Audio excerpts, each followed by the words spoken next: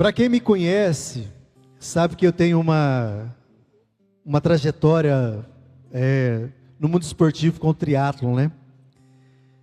Ao longo desses últimos 8 anos, eu me dediquei a um esporte para poder chegar ao ápice de uma trajetória de quem pratica triatlon, né? Foram 16 provas até ter condição física para poder fazer um Ironman. E quando eu me dispus a fazer isso, foi mais 2 anos de preparação até que eu pudesse chegar lá. E a analogia que eu quero fazer hoje é justamente com a situação que eu estou vivendo aqui hoje. Lá atrás, quando eu comecei pequenininho, correndo um pouquinho, me exercitando, ganhando condicionamento, e aí um dia eu cheguei no pórtico de um Ironman, e quando eu cruzei aquele pórtico, eu falei, eu consegui.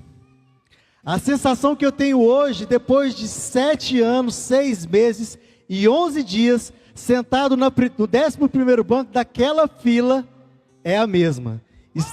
Estar aqui hoje me dá a sensação do eu conseguir novamente. Glórias a Deus por isso. Eu não sou um pregador, mas eu tenho uma história para contar. E é isso que eu venho dividir com vocês. Porque eu entendo que o meu testemunho e a minha trajetória, ela vai sim, por honra e glória de Deus, transformar a vida de muita gente. Muita gente que está presa e não sabe qual é o primeiro passo a dar. Esse ano a gente se propôs a ser os peregrinos do amor. Evrando já esteve aqui, já pregou, falando sobre gratidão. Gilberto falou sobre dificuldades. Fernando, semana passada, falou para nós sobre decisão. Eu venho falar sobre conversão. Todo peregrino do amor que se dispõe a peregrinar, ele tem que dar o primeiro passo, e é sobre esse primeiro passo que eu quero dividir com vocês. Porque lá atrás, dentro de uma história promíscua, de tanto pecado, de tanta perdição, eu renunciei a tudo aquilo que era mais valioso da minha vida, inclusive a minha esposa e o meu filho que está ali. Naquele momento, eu quis viver as paixões da carne e abrir mão desse bem mais precioso que Deus tinha me dado. E Gilberto, sábio como é, um dia falou assim para mim, e eu guardei isso no meu coração, meu irmão. Quando eu me casei, Deus deu um presente lindo, numa caixa maravilhosa. 20 anos se passaram e eu não tive o cuidado de abrir a caixa. E olhei apenas para o embrulho. Quando aquilo não me era mais agradável aos olhos, eu resolvi trocar, e foi isso que eu fiz, não se assustem. Porque esse é um testemunho real, de dor, mas de vitória acima de tudo. Estar aqui hoje, podendo partilhar com vocês, me fez ao longo de todos esses anos aprender continuamente, porque eu precisei dar o primeiro passo rumo a isso. Estar aqui está longe da vaidade, mas a sensação aqui é da vitória.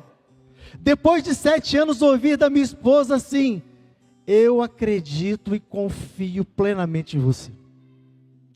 Não houve maior vitória do que essa. Não há bem que pague isso. Eu finalmente, depois de todo esse tempo, consegui reconquistar a minha família. Não foi fácil, o caminho é árduo e dolorido, dói na carne, porque a gente é obrigado a renunciar muita coisa, e nós vamos falar sobre isso.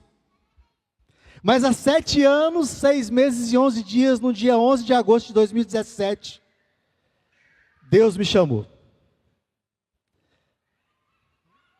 O chamado de Deus não é aquela coisa do filme, não é assim, Alessandro, acorda. Não, não é isso não.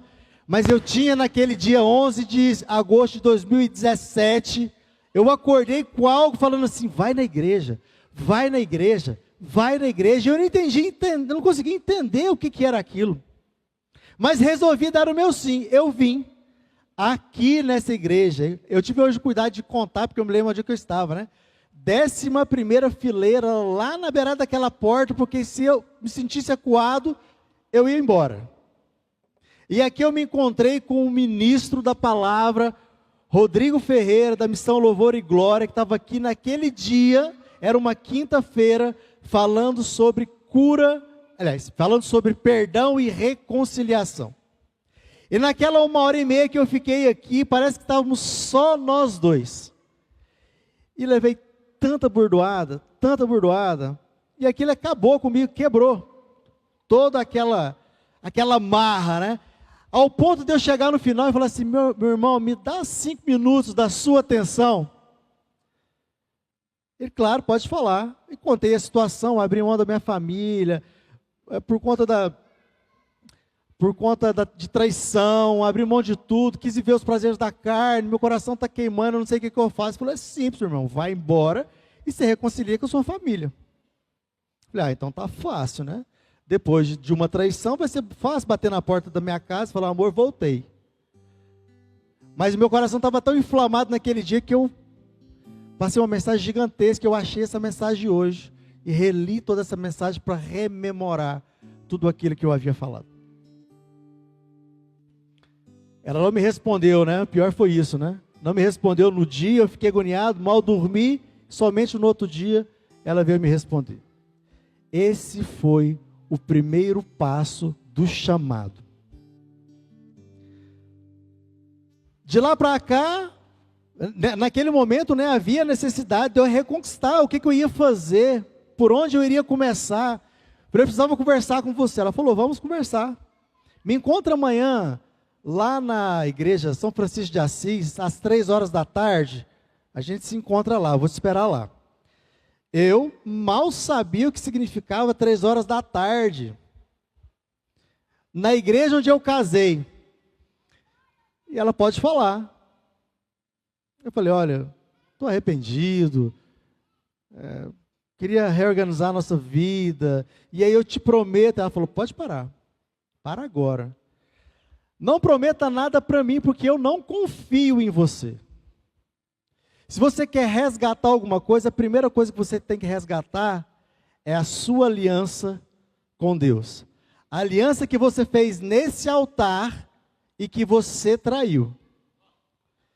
Porque eu me mantenho fiel a ela até hoje. Isso foi pior do que qualquer outro tipo de apontamento ou de xingamento que ela podia ter feito comigo. E eu me dispus a caminhar, ok.